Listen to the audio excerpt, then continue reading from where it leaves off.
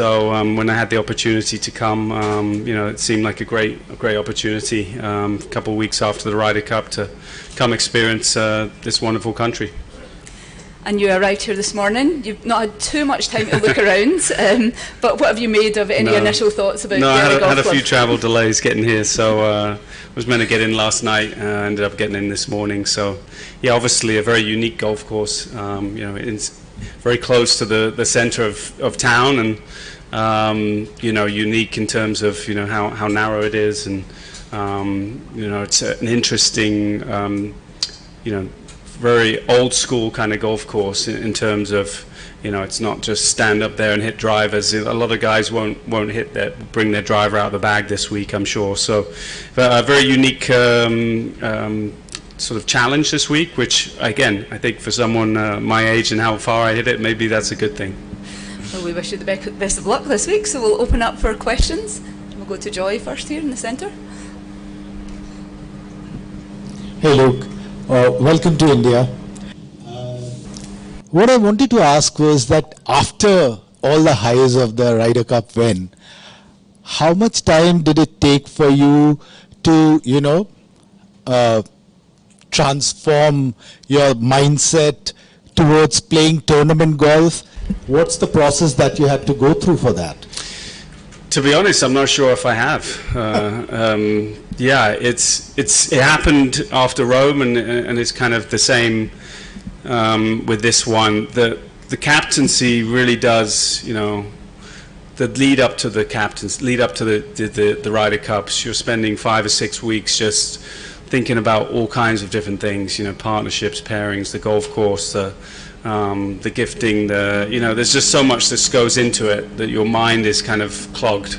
And I've had, many nights where I've woken up with Ryder Cup dreams and, things where even the Ryder Cup was, like I'd forgotten my radio one night, and, there was still one game out in the course, and I was panicking and I was trying to get to the game, and, just things like that.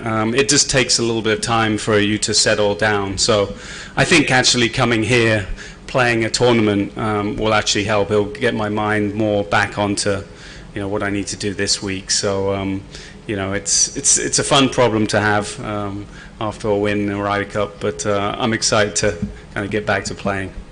And if I can also ask you one more question, this golf course is absolutely suited for someone like you, a great iron player who doesn't, and people don't need to take out their driver on this golf course on any of the holes.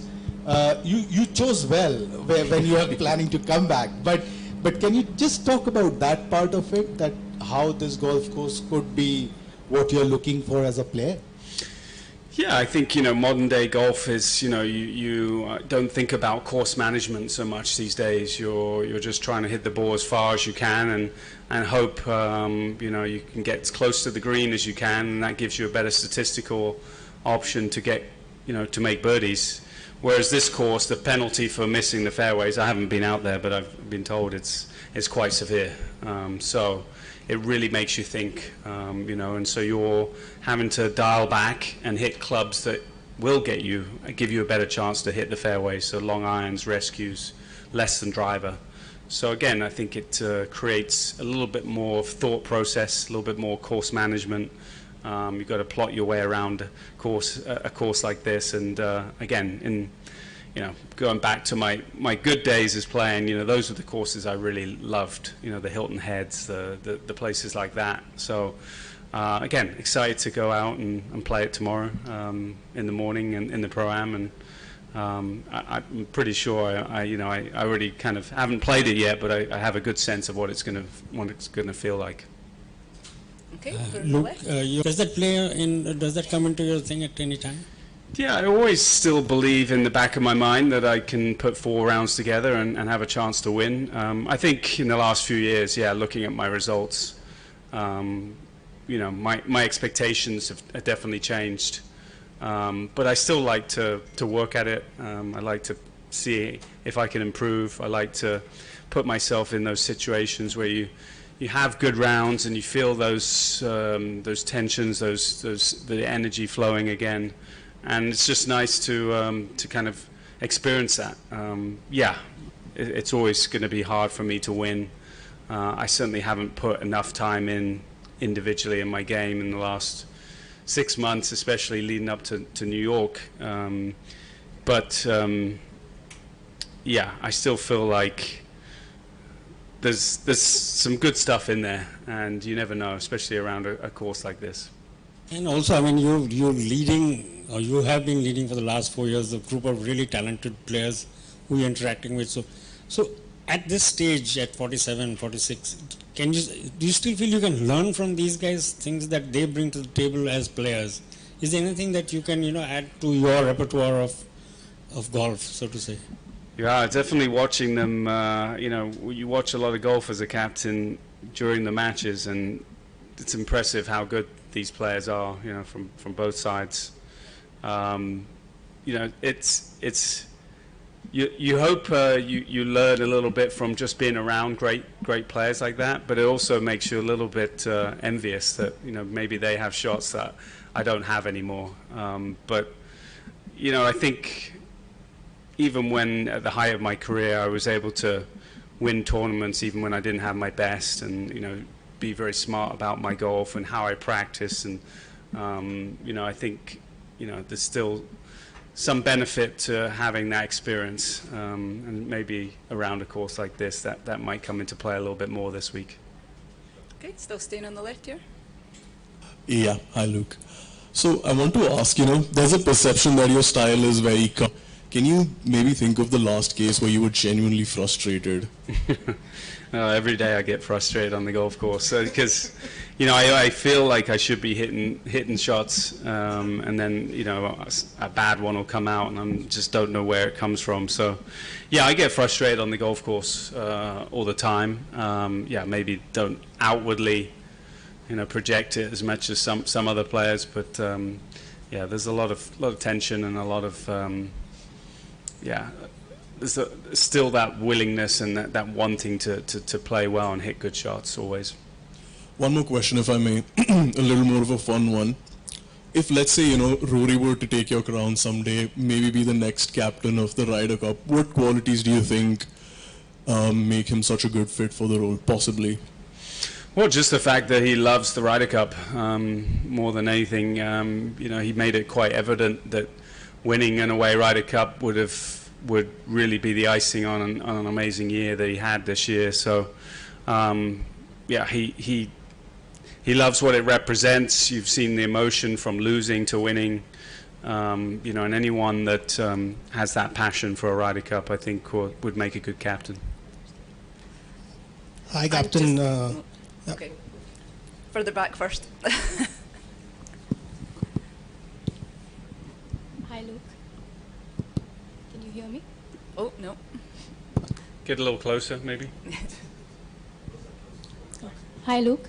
There you go. Yes. Hi, I'm Hita from a newspaper called the Deccan Herald. First of all, welcome to India. And this question probably you would have answered many, many times in your career, but I'm just curious to know what your answer would be at this stage of your life and career. World number one, never a major. What would your answer to that be? Well, would I switch it? No. How would you summarize it? Oh, how would I summarize it? Yeah, obviously I worked very hard in my career to try and win majors. Again, I came very close quite a few times, many top tens, and had some chances. Never got it done, and yeah, certainly disappointing. But to be able to say that I was one of the best golfers in the best golfer in the world, for over a year. I think being world number one, there's an amount of consistency needed to get there. It's a body of work for two or 3 years of really consistent results, and I think, yes, disappointed not to have won a major, but to get to world number one, that's a high level of consistency, and I think a lot of players value consistency as well, and certainly it's something I'm very proud of. Okay, we're going to the front here. Yeah, Luke, hi.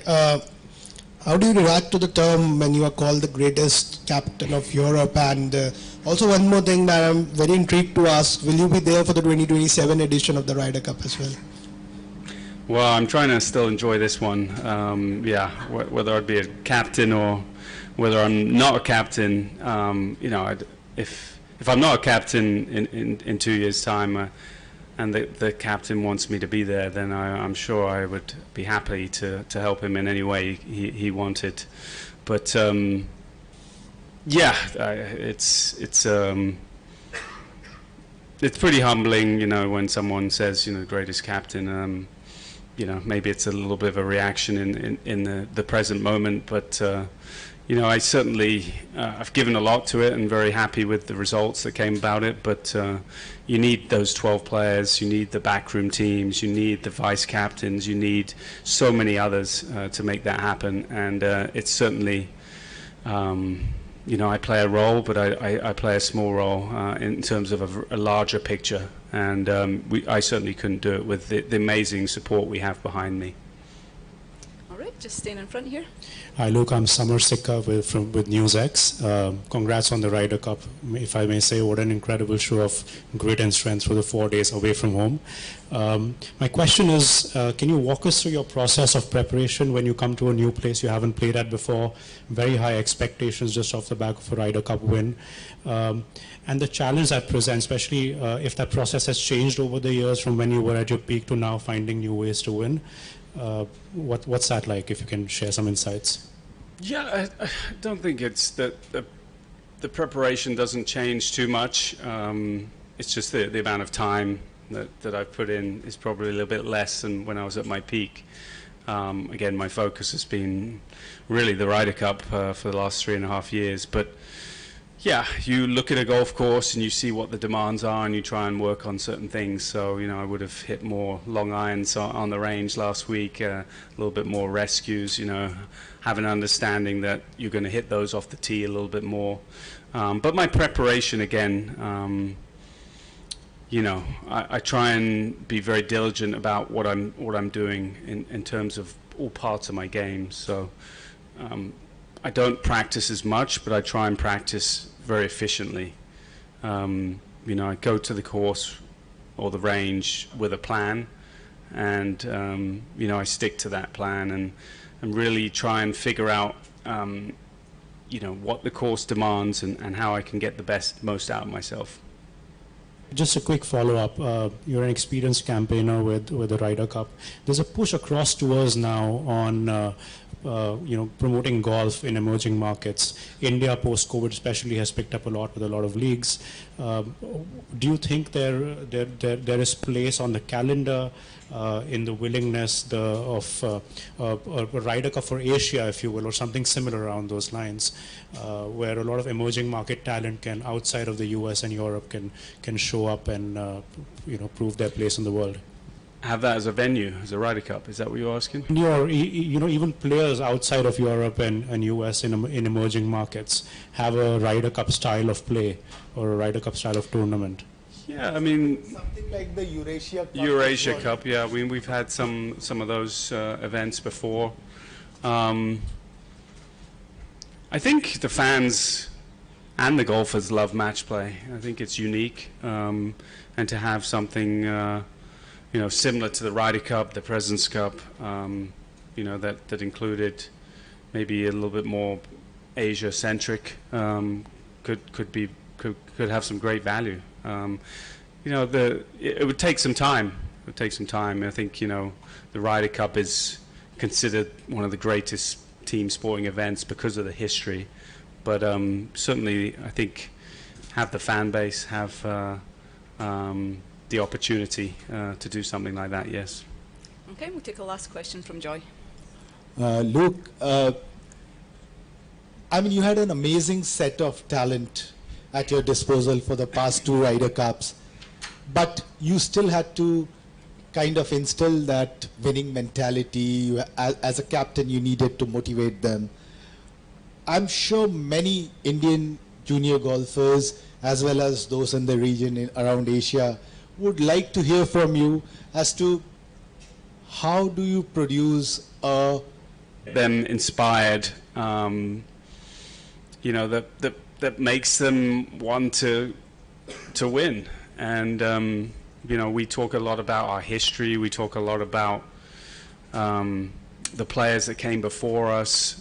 We talk about our role as ambassadors of the game to inspire the next generations. So, you know, I think the Ryder Cup has very deep meaning for a lot of these players, and it brings out the best in them. And so that's my job, really, is to kind of create that culture, that environment where they, you know, they feel that they can compete at a very high level because of what's at stake. Is that possible to replicate with junior development programs and in the other parts of the world? Can that be done somehow? Yeah, I hope, you know, all the juniors watching Ryder Cups were inspired, you know, and I think that's our role, obviously, to inspire those juniors to someone that might not have thought about golf, maybe was more into cricket, and then suddenly watched the Ryder Cup and thought, you know, maybe I could do some golf as well, you know. So, you know, that's obviously we would love, you know, we love those stories of how, you know, people who have watched the Ryder Cup and watched the emotion, watched the energy, you know, that's what inspired them to get into the game. Okay, thank you, Joy. Thank you, everyone.